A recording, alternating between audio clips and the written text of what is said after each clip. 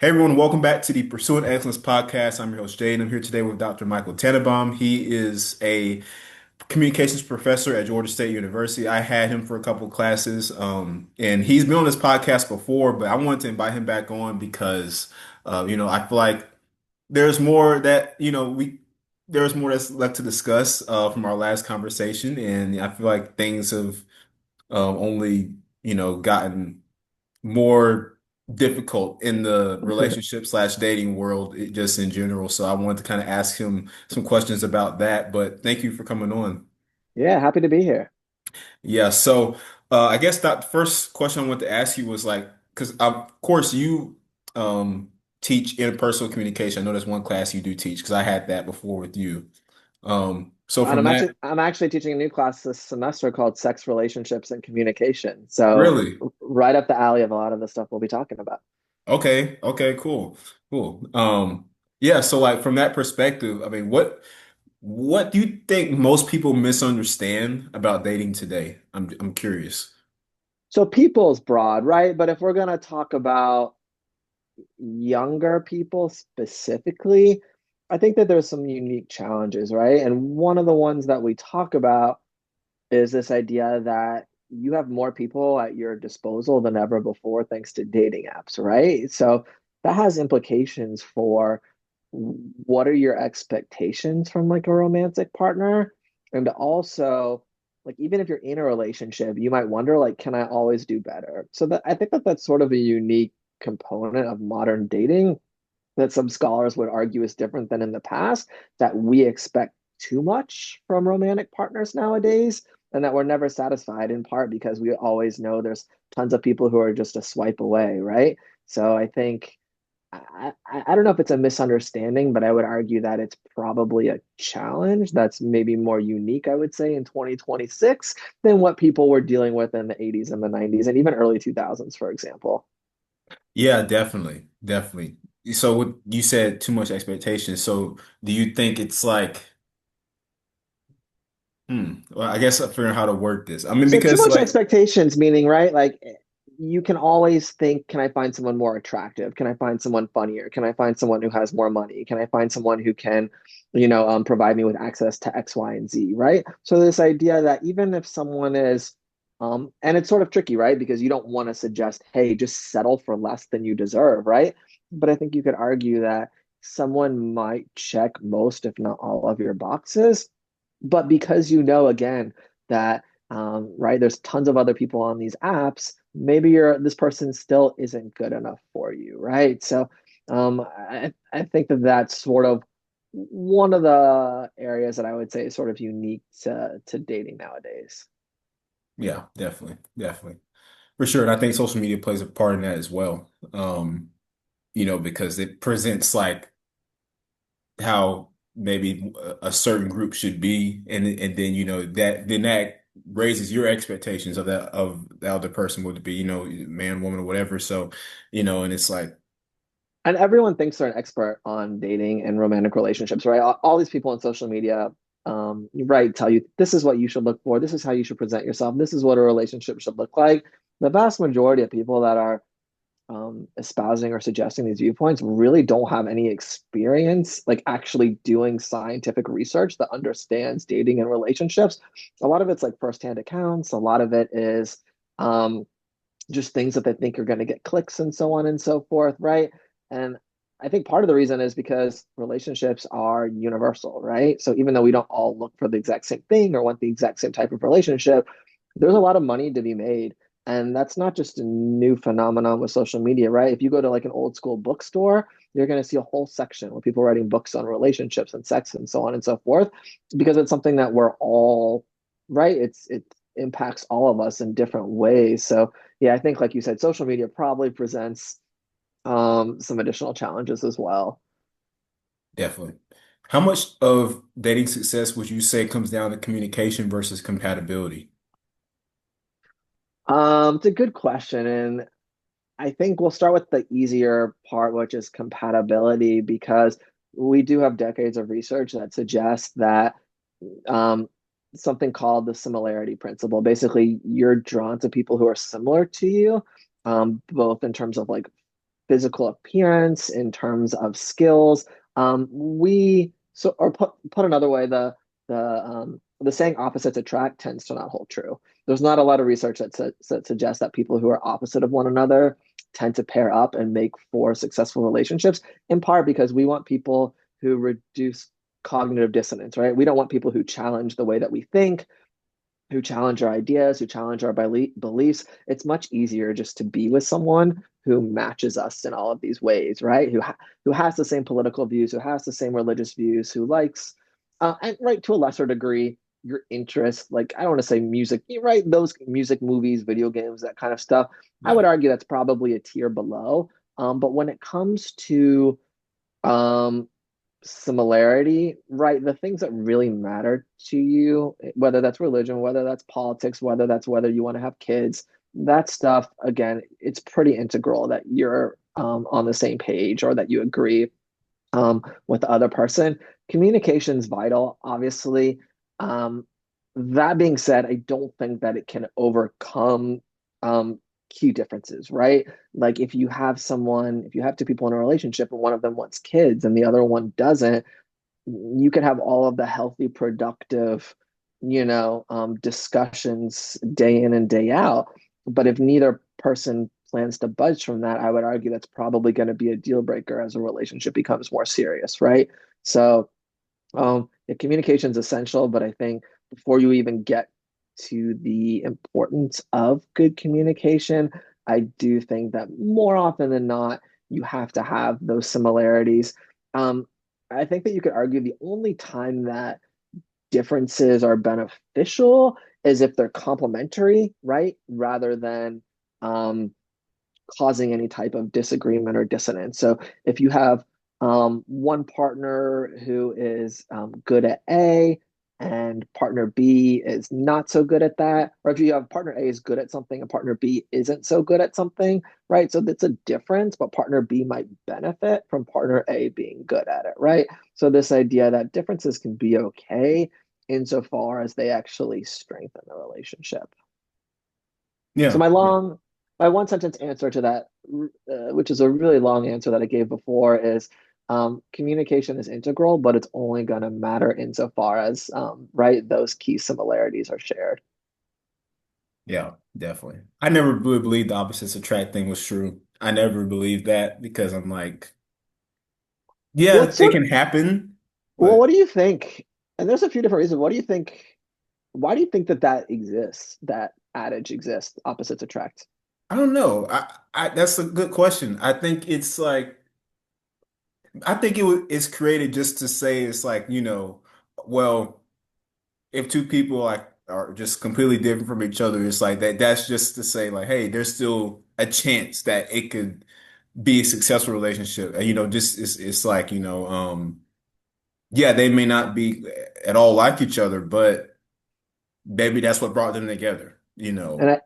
I would agree with that. And I would think Hollywood plays a big role in that too, right? We've got decades of movies and TV shows where you have like the jock pairs up with the nerd or, right, whatever different, or the really, really rich person falls in love with a person who has no money.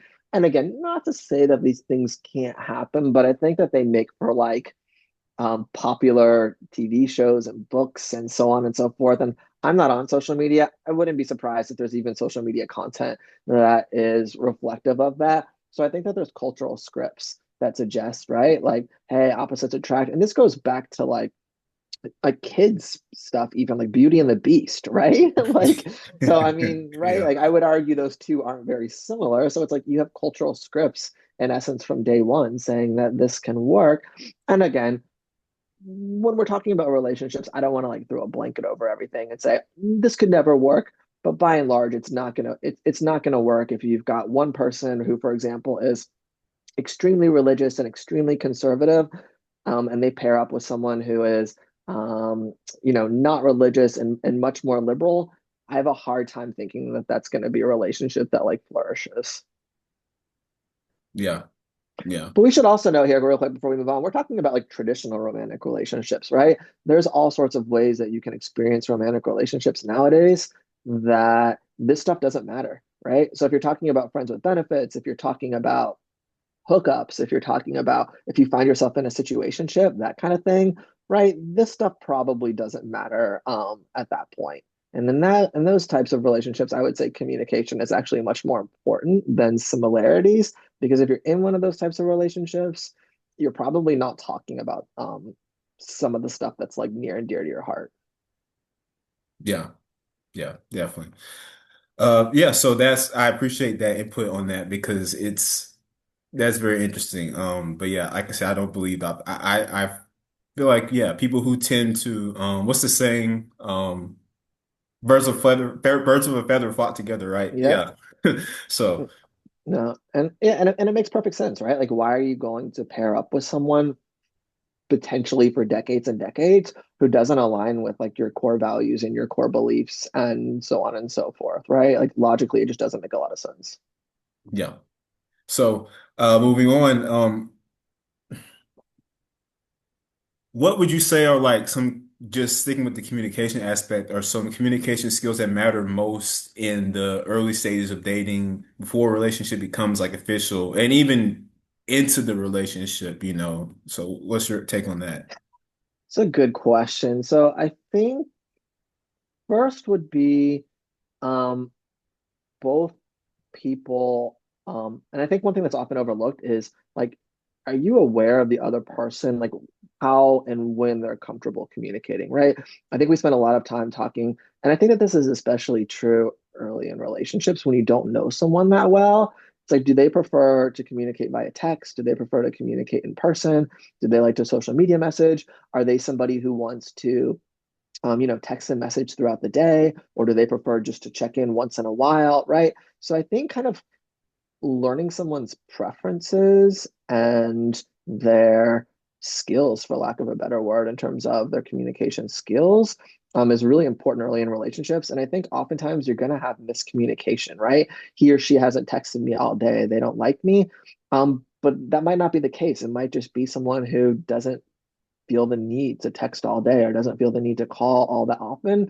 And maybe that's just their preference, right? So I think early in relationships specifically, um, I mean, it's of course important to like express kind of what you're looking for and what you want and what matters to you in a relationship. But I think also you've been asking the other person. And again, I think that this is often overlooked, right? Asking the other person, like in a perfect world, how often would we communicate? How do you like to communicate, right? Um, right? How often do you want to meet? Right? Are we going to meet once a week? Are we going to meet twice a week? Just this idea that these are all preferences. And if you're making assumptions about someone's preferences, odds are you might be communicating in a way that's not, to their liking, or conversely, again, kind of like misinterpret things from their end, right? In terms of their interests or their desires, simply because you're sort of assuming that they communicate the way that you do. Yeah, I agree. I agree. And this is something that I think we don't think about. We think about like, oh, well, it's like you probably would think I should ask them, but it's like, oh, well, no. I mean, We don't ask as much. We don't ask that often, right? And I talk about that in class, and it's how many of you have ever like actually sat down with your boyfriend or your girlfriend or whoever and said like, talk to me about your preferences about texting throughout the day. Talk to me about your preferences, in terms of how often should we talk about serious things? How often should we joke? How often, right? Just this idea that I think we just sort of often fall into patterns or routines and maybe don't explore those as frequently as might be beneficial. right, definitely. Um, okay, so I guess that kind of leads me into my next thing because this is something that couples, I think um definitely have to communicate, otherwise confusion is just going to be a problem. And this is boundaries. So how can couples communicate boundaries in a way that strengthens the relationship rather than causing that tension or maybe fear or it's just that weird gray area? Yeah, so boundaries is interesting because there's boundaries in all sorts, right? We have boundaries with regard to how often do we communicate? Do we see one another? We have boundaries with regard to sex. We have boundaries with regard to privacy issues, right? Issues around our personal health, issues around maybe even finances, right? So I think boundaries is interesting in part because those are discussions that probably need to be had like independently of one another, right? So I don't think it's just like, let's talk about boundaries. I think it's like, let's talk about boundaries around sex. Let's talk about boundaries around like, I need me time versus, together time. Um, Again, boundaries, even around things like, I know some people, even if they feel like they have nothing to hide, they wouldn't want their partner picking up their phone and like scrolling through or looking at their search history or whatever, just because it's like a privacy issue, right? So I think again, we often think about boundaries as just this like umbrella term and think about like how can we discuss boundaries in our relationship. But again, I think we could probably rattle off 8 or 10 topics right off the top of our head that would necessitate um, boundary negotiation. And oftentimes that's not singular, right? Like our boundaries can change over time as the relationship deepens, as the relationship becomes more shallow, as our preferences change. So, sort of reiterating what I said here a moment ago, I think that it's one of those topics that the more you can discuss these things within reason, the better, right? It doesn't mean you need to discuss it every day at dinner, but I think if you can have like regular check-ins and have that level of comfort in terms of bringing something up if it's not to your liking or appropriate for you, I think that that's going to be a good thing. Yeah. And we don't want to have those talks because they're uncomfortable. Let's be honest, they are. Yeah. I mean, Yeah. you So they're know, uncomfortable for a lot of reasons, right? And like one of them is if you really care about someone and you really love someone and so on and so forth, you naturally don't want to say things that might hurt them, that might turn them off, that might bother them, that might upset them, even if it's not intended to do so, right? So part of it can be like you don't want to talk about these things simply because you care about the other person and you don't want to hurt their feelings. There's also like power dynamics in play, right? So, um, if you feel like you have less power in the relationship for whatever reason, you're financially dependent on the other person, for example, you're probably going to be less likely to bring up some of these issues because you don't want to rock the boat, for lack of a better word, right? You're more invested in the relationship, you're more dependent on it, and you might ask yourself, if I bring these things up, is this going to backfire in a way that causes me some type of harm or distress? So yeah, and again, like you said, sometimes it's just uncomfortable for ourselves. It's just hard to talk about things that are personal to us, even with someone with whom we're pretty close. yeah, it is, but we have to do it. Because if you don't, it's gonna come up later and or it's just you have to have those talks. You just That's a have great point, right? The main things, these key things, they don't go away, right? Like they don't. Maybe you can put them on the back burner for a short period of time, but stuff tends to bubble up, and then the more you let it simmer, right, as you might know, it generally doesn't get better. It's generally something that the more you let it simmer, the more that when you finally talk about it, it's going to be more emotion driven than logic driven, right? It's going to be handled in a way that is perhaps less productive than maybe if you had addressed it a little bit earlier on. So yeah, there's yeah, lots of challenges, I would say with regard to that. yeah, yeah. And I wanted to ask you about like so space and like sometimes or emotional needs or things like that because it's that I feel like there's something in relationships just generally, like some people tend to struggle with the fact like, when their partner's like, hey, if they want to do some things maybe independent of you or whatnot, or and it's like where you want to do independent things from them, and it's like sometimes that can create like a um what can I say like It can create a tension, yeah. tension, right? Yeah. And Yeah, it's hard but to it's hard to overstate that every relationship is different, right? But again, I would argue it's really integral that people maintain their sense of independence, right? And maintain, whatever that looks like for them, whether that's a particular hobby, a particular interest. But yeah, the ability to like just be alone and do things that you're passionate about that maybe your partner isn't necessarily passionate about. And obviously, right, you should spend tons of time together, take an interest in one another's hobbies, support one another, so on and so forth. But I think for the majority of people, you're going to benefit from some degree of independence, some degree of like autonomy with how you spend your time and your money and all that kind of stuff.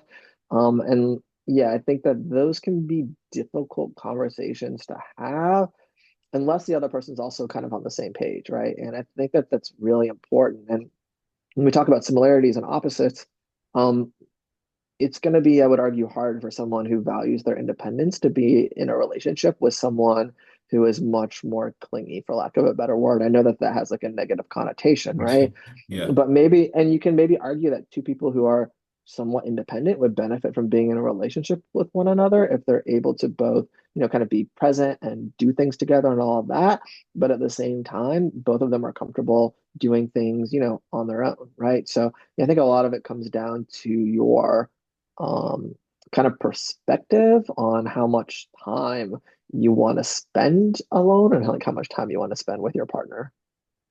What do you think is like do you think there's like a dissonance between like the heart and the brain there? Because it's like you might think in your head like I know that they need their me time or they want to do whatever with their friends or whatnot, whatever it is, but then it's like your heart's like it's not caught up there yet. Do you think that's There's true? a difference, right, between like independence and like still knowing that like you're included in their life and their plans, right? And that you're valued. So it's like I don't think it's independence if someone's off doing something with their friends and they didn't invite you, for example, right? Or Right. if you wanted to be invited. So like if my wife was going to go out with like six of her girlfriends or something, I wouldn't expect an invitation, right? Right. Like so I Right. wouldn't be hurt. But like if it was something that like I thought that I should be part of, right? Then it would hurt. So I think a lot of it's like what are that person's kind of intentions? But again, I think it's important. Like even in our marriage, there's lots of stuff that we do together. There's certain things that like I do by myself and certain things that she does by herself, and we've like talked through it, and it like works for us, right? And I think that that's sort of like, yeah, if I had to come up with like a central idea to all of these topics that we're discussing, it's just like, and you kind of hit on it earlier, it's like you have to talk about these things, right? You have to make sure that you're on the same page with your partner about these things because, and again, we talk about this in one of my classes. I mean, if you think about like the romantic relationship, there's probably very few things that I would say these things are always bad, right? So like verbal abuse, physical abuse, sexual abuse, those that falls in the always bad category. You can't convince me those things would ever be good in a relationship. Beyond that, right? Like even something like honesty. Everyone's like, "Oh yeah, you have to be honest in your relationships," right? But like we lie to our romantic partners all of the time, and we do so for different reasons. And I'm not saying, oh, go out and lie to your romantic partner, but for example, if my wife got a haircut and I thought it was awful, but she loved it, right? Well, should I lie to her and say, oh, I like your haircut as much as you do, or should I be honest and be like, I think that's the worst haircut of all time, right? So this idea that like people say like, oh, I want to be in an honest relationship, we should never lie to one another. And I would agree for the big things, you probably don't want to lie to the person. But like beyond that, I think there's like a threshold for when some level of deception is appropriate or beneficial. All of which is to say, again, I think communication is important because um, a lot of what makes a relationship successful comes down to like preferences and understanding what works for you and understanding what works for your partner. And if you're not already sort of matched or closely matched on that, like figuring out how you can get there, right? Because again, the things that should not be in any relationship, 100% of the time, I'd argue is fairly small. And even the things that should be in every relationship, I would argue it's fairly small, right? So I would put like, respect and um, honesty to a degree in there, but even things like love. There's a lot of romantic relationships that one or both people doesn't want a love component to it, right? They're in the relationship for fun, they're in the relationship for sex, whatever it might be. But I wouldn't say universally every single romantic relationship must be tethered to love, right?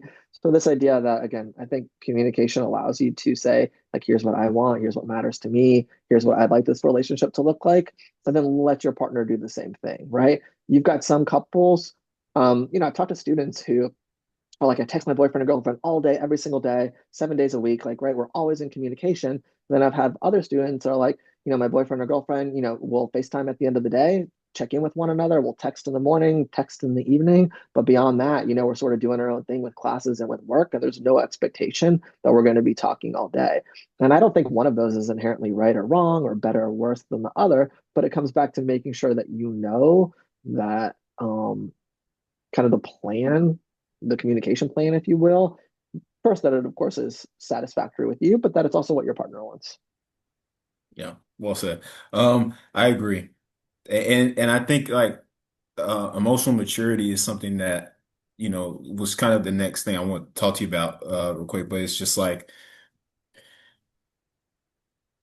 would you what would you say that looks like in a healthy relationship? Because like I would say, for instance, especially with college age kids or like, kids, I'm 22 right now. So just got out of college, but even did a few years younger or in that age bracket, it's like sometimes do you think like if one person's here and emotionally mature wise and the other person is like there, can that work? Or The what's your person who's take on that? higher, the person who's higher up probably wouldn't want to be with the other person, right? And that goes back to like what we were saying with similarity. I have a hard time thinking someone who's like extremely emotionally mature, knows exactly what they want out of this relationship, right? And kind of has um, everything together, feels like totally confident and all that way, that they're going to want to be with someone who is, again, either extremely needy, needs constant reassurance, who constantly questions the state of the relationship, so on and so forth, right? So I think by